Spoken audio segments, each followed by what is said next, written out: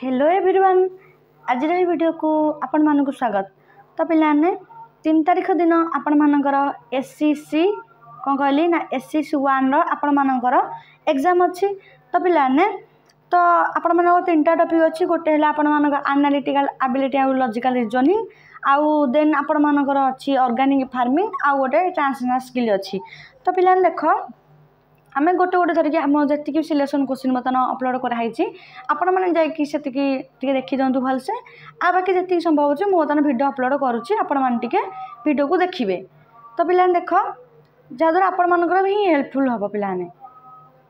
तो पिलाने देख जहाँ भी केमी मु क्वेश्चन पेपर जहाँ भी आणुची अलग अलग यूनिवर्सिटी आपण मानकर प्रैक्टिस आणुची जो आपण मैंने प्रैक्टिस करके जातु से भाई क्वेश्चन आपण मानकर निहाती आसीज। तो जो मैंने आम चैनल को सब्सक्राइब करना आम चैनल को सब्सक्राइब कर रखु आउ सांग पाखक निहाती आम चैनल को शेयर करूँ। तो पिला देखा बर्तमान ऑर्गेनिक फार्मिंग देखिए बर्तमान क्वेश्चन पेपर बर्तमान देखा कौन कहली ऑर्गेनिक फार्मिंग तो आर्ट्स साइंस कॉमर्स जो माने जो पिला माने ऑर्गेनिक फार्मिंग नहीं तो से बर्तमान क्वेश्चन पेपर आम डिस्कसन करवा। तो पिला देख कहीदे 1 मार्क 10टा आउ आपण मानकर रहिबो 2 मार्किया 9टा 5 मार्किया 8टा आउ 8 मार्किया 4टा। देन देखो dash is the primary goal of organic farming. Dash होउची जैविक चाषर मौलिक लक्ष्य। एटा ओडिया देछि इंग्लिश में देछि आपण माने कर जोटा कंफर्टेबल आपण माने से अनुसार लिखिबे। देन देखो पिलान देखिबा the role of cover crops in organic farming is dash. आच्छादन फसल प्रणाली भूमिका डैश अटे। तो पिलान जेहेतु टिके ऑर्गेनिक फार्मिंग ऊपर तो आपण माने टिके भलसे देखि देखिकी जानतु टिके। देन देखो पिलाने dash is not applied in organic farming. Dash पदार्थ जैविक कृषि रे प्रयोग करा जाय नाही। तो कोउटा आपण माने देखंतु। तो पिलाने कहितली आपण माने लॉन्ग क्वेश्चन को टारगेट करंतु जहा द्वारा आपण माने एग्जाम बहुत भलो हो। आपण जो लॉन्ग क्वेश्चन के भलसे पढी कि जाउछंती। Then the principle of pest management in organic farming is dash. जैविक चाष प्रणाली रोग पोक दाउ रक्षा करने डैश नीति अवलंबन कर चाष बास टे तो आपण मैंने भलसे देखिए टे।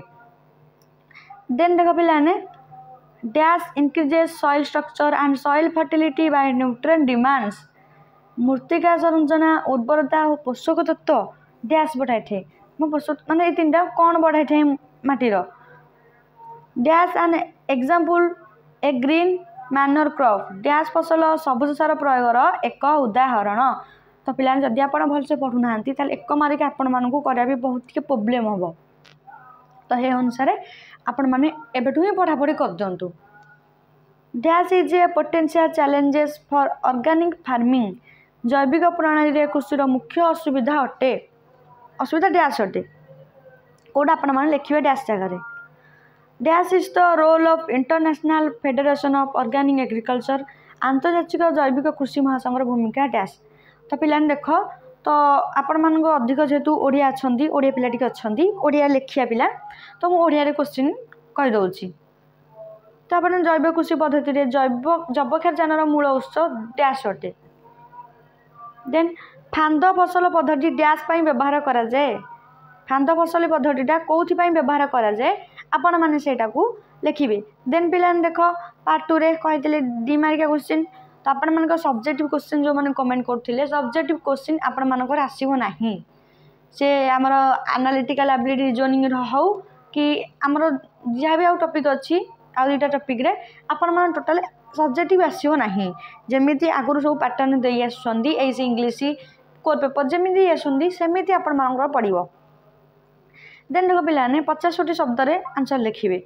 जैविक कृषि कहले कौन बुझ जेहेतु ऑर्गेनिक फार्मिंग तो प्रथम यहाँ पड़ो ना।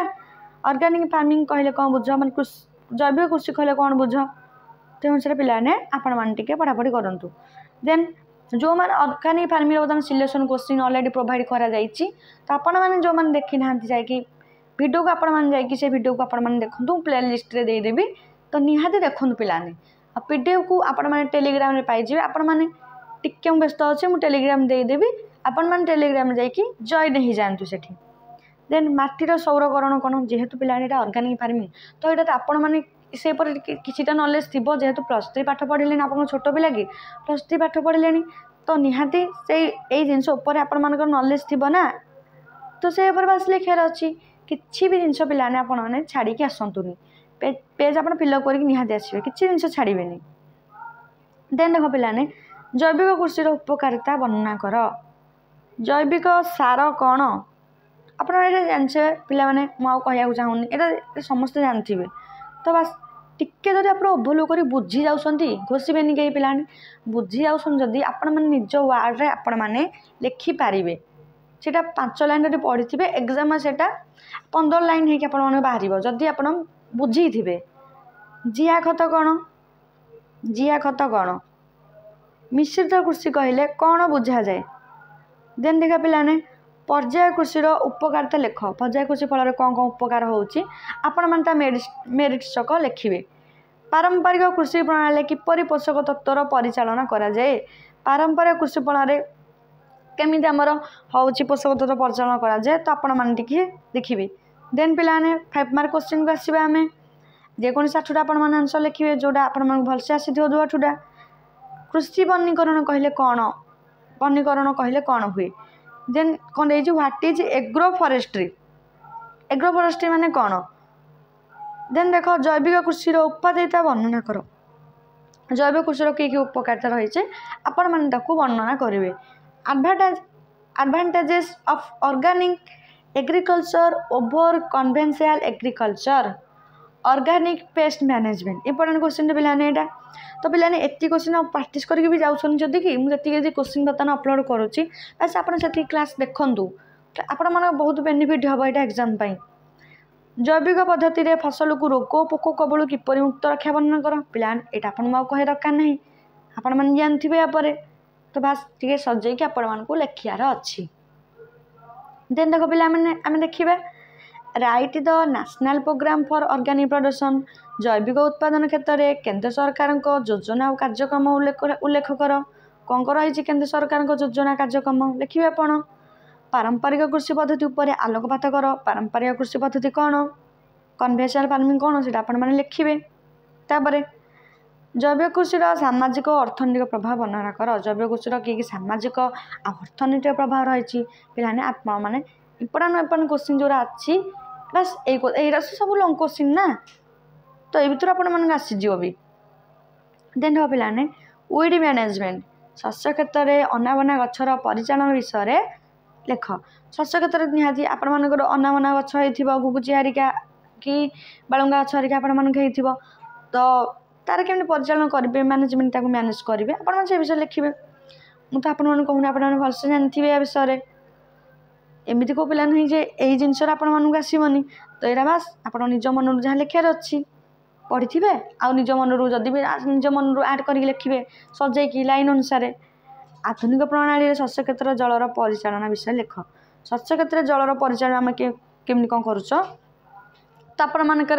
आपण लिखे आगुरी था तेंडा साहाଯ୍य जल परिचालन कराऊला एवं मोटर फोटर सब बाहर आधुनिक प्रणाली आप लिखे अनुसार जिया खत कहले कौन बुझ यार प्रस्तुत प्रणाली वर्णना करेंगे जिया खत केमी कौन होपर आपण मैंने वर्णना करेंगे स्थायी कृषि कहले कौन बुझ मैंने गोटे जगह रही जो कृषि कराए स्थायी कृषि कहुए आगु आदिम मानव मैंने करुले स्थायी कृषि तो ये अनुसार आपर बास लिखार अच्छी स्थायी कृषि देन देख आ गए अच्छी स्थानांतरित कृषि कौन गोटे जगह रही तापर आ गोटे जगह जीवारी पुणी आ गोटे जगह को एम स्थानांतरित होता स्थायी कृषि माने गोटे जगह रही आपण मानकर कृषि हम तो ये अनुसार पिलाने आप लिखिए 8 मार्किया 4टा लिखिए आपड़ जेकोसी देन देख आधुनिक चाष प्रणाली व्यवहृत जंत्रपाति तार व्यवहार विषय लिख कि बर्तमान जंत्रपाति व्यवहार कराऊँगी आपण मैंने जानते निहाती तो ताकू बास टे पढ़ी देकी लिखिए एतिक भी जब आप प्रैक्टिस करके जाऊँगी आपण मानकर निहाती किसी आइडिया आप पास मार्क भी रही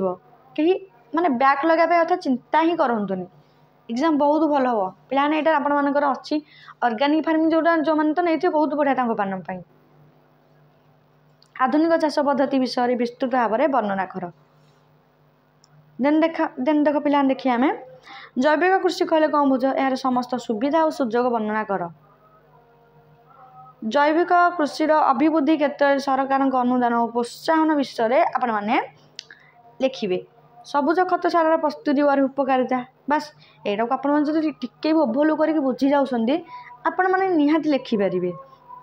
नेक्स्ट देख जैविक सार प्रस्तुति व्यवहार उपकारिता जैविक सार केमि प्रस्तुत करा होची तार व्यवहार केन होची उपकारिता आपण माने लिखिबे तार preparation uses benefits of bio fertiliser जैविक सार जो होची तार प्रिपरेशन यूजेस और बेनिफिट्स आपण माने लिखिबे। तो पिलाने जो माने आम चैनल को सब्सक्राइब करना आम चैनल को टिके सब्सक्राइब कर दिंतु एवं फ्रेंड माने पाखकु निहाती वीडियो पिला माने शेयर करंतु कारण आम वीडियो आहरी बर्तमान वीडियो अपलोड हम आपण मान निहाती हेल्पफुल हम पिला माने टेलीग्राम चैनल जो माने जॉइन ही नांती आपण माने जाई कि जॉइन ही जानतु सेठी आपण मानकु सब इन्फॉर्मेशन आपण मानकु मिली जिवो।